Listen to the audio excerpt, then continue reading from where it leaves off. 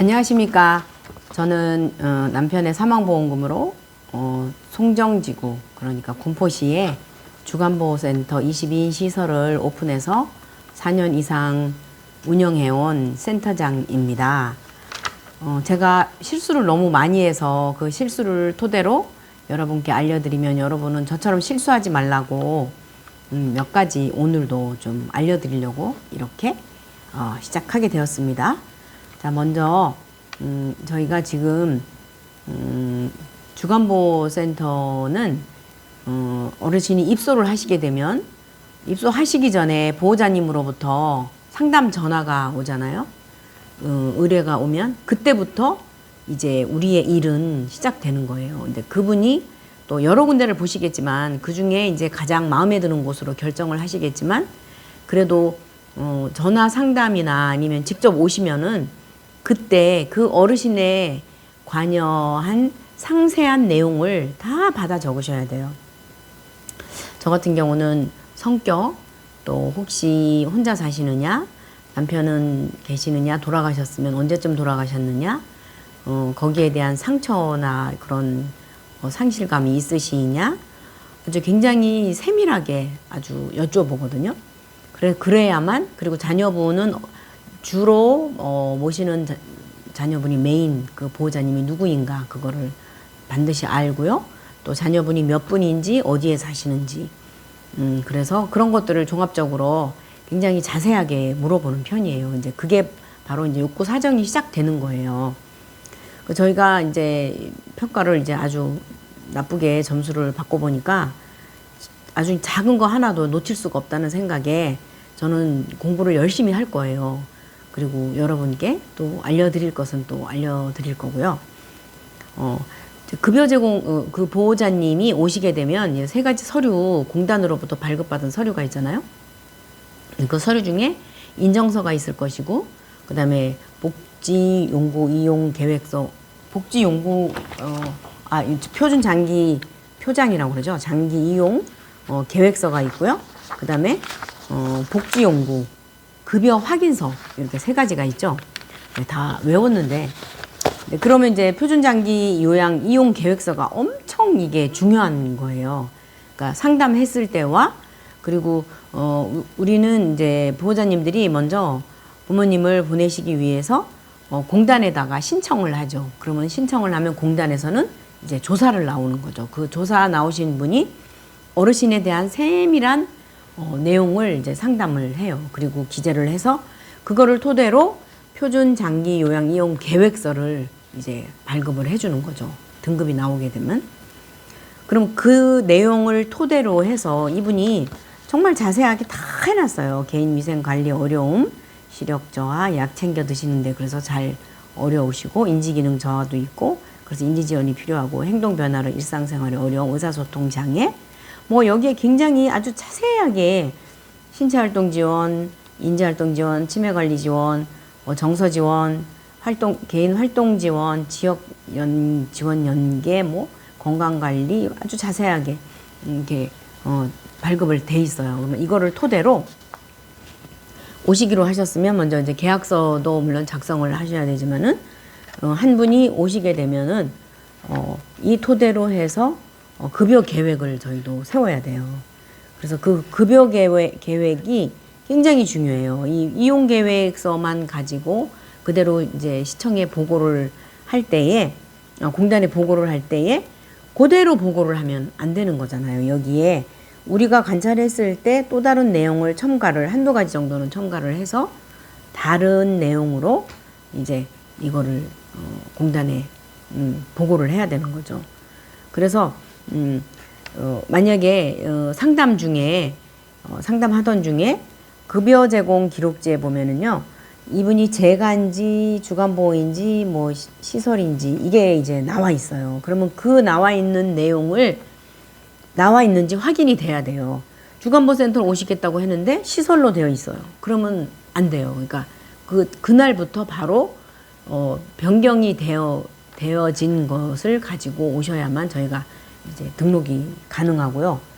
그리고 이제 이분이 본인 부담금이 몇 %인지 전에는 이제 몇 %라고 이렇게 기재를 해주는데 요즘은 이제 기재가 안 돼 있더라고요.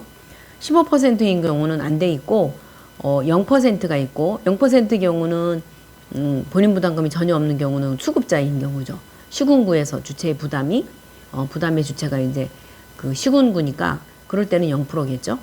그리고 6% 경감 대상자가 있어요. 6% 그다음에 9% 이제 15%는 이제 정상적인 거고 주간보험은 15%고 시설은 20%죠.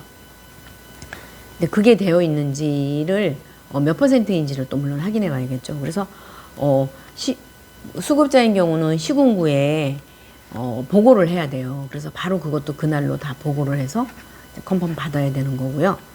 이런 것들을 되게 중요하게 여겨야만 해요. 그냥 모르고 그냥 가만히 있는데 어르신은 나오시기 시작했다. 그러면 못 받아요. 나중에 뭐 2, 3일 지난 이후에 보니까 수급자였어요. 그러면 그거 2, 3일 이용한 거 못 받아요. 그런 거 정말 중요하게 잘 꼼꼼하게 체크하셔야 되고요. 그다음 제가 요즘은 이제 운영 규정에 대해서 공부를 집중적으로 하고 있어요. 이제 이 운영 규정을 한 글자 한 글자, 한 문장 한 문장을 다 지금 보고 있어요. 정말 이 운영 규정이요. 사실은 저도 이 운영 규정을 누구한테 받았어요. 왜냐면 어떻게 갑자기 제가 운영 규정을 만들겠어요. 아무것도 모르는 상태로, 물론 뭐 아무것도는 아니지만 어느 정도 안다고는 했지만 너무나 방대한 그런 알아야 할 것들이 많더라고요. 그래서 받아서 거기에 우리에 맞게 글자도 포인트 다 바꾸고 일률적으로 바꾸고, 그래서 거기에 토시 하나하나도 다 보고 고칠 거 고치고 첨가할 거 첨가하고, 그리고 이제 운영 규정 중에 내용 중에 11가지는 반드시 들어가야 되는데 그 중에 뭐 모집 방법, 어르신의 수급자의 모집 방법이라던가 이런 거에 보면은 뭐 홈페이지를 통하여 모집을 한다거나 이게 홈페이지 없는데 그대로 베껴 썼기 때문에 이런 거는 정말 조심하셔야 돼요. 그리고 이거를 이제 우리 현실에 맞게 우리가 하고 있는 것만 하셔야 돼요. 저희는 유튜브나 블로그, 그리고 공단의 홈페이지, 그리고 아파트의 현수막이나, 그리고 현수막을 또 가끔씩 거니까요. 그리고 전단지, 그리고 전단지도 이제 우편으로 보낸다거나 이제 무작위로 보내는 거죠. 어떤 아파트에 뭐 몇 호 세대주님 기하, 몇 동 몇 호 세대주님 기하, 그분이 어떤 분일지 몰라요. 그냥 무조건 보내는 거예요. 그러니까 이렇게 하는 것처럼 전단지도 사실은 이제 광고비가 이제 들어갔으면 또 그 영수증을 첨부해서 운영 규정을 보면서 이분이 요구할 때, 그러니까 이제 평가자가 요구할 때 바로바로 보여드릴 수 있도록 서류 꼼꼼하게 잘 챙겨 놓으셔야 돼요. 이게 짝이에요. 이제 운영 규정에 들어가는 영수증 이렇게까지 쭉 연결이 된다는 거를 머릿속에 항상 넣으시고 하셨으면 저희처럼 실수하지 않아요. 저희도 했는데 찾지를 못해서 못 드리는 경우, 그래서 이게 디테일의 힘이 저희가 부족했던 거 인정합니다. 그래서 그러시지 말라고 그렇게 하고, 이제 주간보호가 뭐 전국에 한 그래도 6,000개 이상은 이제 생긴 것 같아요. 제가 이거를 조사하러 들어가지는 못했는데 아마도 그렇게 된 것 같아요. 이제 그런 분들이 얼마나 궁금하고 뭐 어렵겠어요. 저희도 정말 뭣도 모르고, 어떤 그 주간보호 센터장님이 저한테 그러시더라고요. 뭣도 모르고 시작했다가 아주 그냥 큰 코 다치고 있다고 그 말씀 하셨는데 공감이 가요. 그러니까 그런 분 안 계시라고 말씀드리는 거고요. 그래서 이제 이 급여 계획을 꼼꼼하게 이제 위험도 평가라던가 이런 것도 철저하게 해서 1년에 한 번씩 반드시 이제 그 어르신에 대한 그 총평을 이제 하는 그 단계에서 인지검사 테스트 그 검사도 꼼꼼하게 해서 점수를 합계를 내서 뭐 이게 거기에 해당되는 점수에 해당되는 것까지 딱 내고, 그리고 이제 총평도 정말 잘 써야 되겠더라고요. 그래서 이런 것들이 실수하기 쉽고 더 어려워요. 잘 몰라서. 그러니까 이런 거 실수하시지 말라고 제가 오늘 이거 정말 다 이렇게 말씀드리고, 인정서의 유효기간 요즘은 이제 2년 단위로 2년 정도 되더라고요. 2년에 한 번 정도. 그러니까 이런 거 잘 꼼꼼히 잘 챙기셔서 이제 2년이 지났을 때는 그 운영 규정에 어느 기준으로 이제 계약서를 다시 써야 되는지 그것도 잘 꼼꼼히 잘 챙기셨으면 해요. 그러니까 이 어르신 같은 경우는 이제 22년 3월 29일이 이제 만기예요. 그러면 그 이후에 이분이 계약을 다시 써야 되겠죠. 그리고 수가가 변동이 되면은 또 계약서를 다시 써야 되겠죠. 이제 그런 것들을 별첨으로 해서 수가가 된 것을 또 운영 규정에 그때 되면 이제 변경된 거니까 그런 것도 다시 재계약 계약서를 작성한다는 내용이나 이런 걸 넣어서 이렇게 별첨으로 뒤에다가 붙여 넣는. 그래서 어떤 경우는 운영 규정이 어떤 데는 막 60장 정도가 된다는 거예요. 깜짝 놀랐어요. 그래서 저도 이제 생각을 해봤는데 운영 규정에 그 11가지 내용이 다 들어가 있는데 첫 번째 내용은 이제 몇 페이지고 또 첫 페이지는 쉽겠죠. 첫 번째 내용은. 두 번째 내용은 2번은 몇 페이지로 시작이 된다는 거를 이렇게 좀 표시를 좀 했으면 더 좋겠다는 생각이 들고, 정석이 물론 기본적인 틀은 있어요. 누구나 다 지켜야 되는. 그러나 우리가 생각했을 때 좀 더 평가자가 쉽게 볼 수 있고 바로바로 알 수 있는 방법이 뭔지를 연구를 많이 해서 그렇게 갖춰 놨으면은 좋은 점수 받을 것 같아요.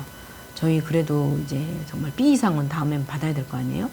이제 지금부터 정말 제가 밤잠을 근무를 정말 일요일이에요. 오늘은 주일이에요. 제가 또 이렇게 지금 보고 있어요. 서류 어르신 한 분 한 분마다 서류 다 꺼내서 보고 있고 부족한 것이 혹시 없나 보고 있어요. 이렇게 센터장들은 쉴 틈이 정말 없어요. 휴가가 거의 없는 거죠. 네. 오늘도 제가 말씀드린 내용이 도움이 되셨으면 하는 뜻에서 말씀드렸고 시청해 주셔서 정말로 감사합니다. 네, 또 뵙겠습니다.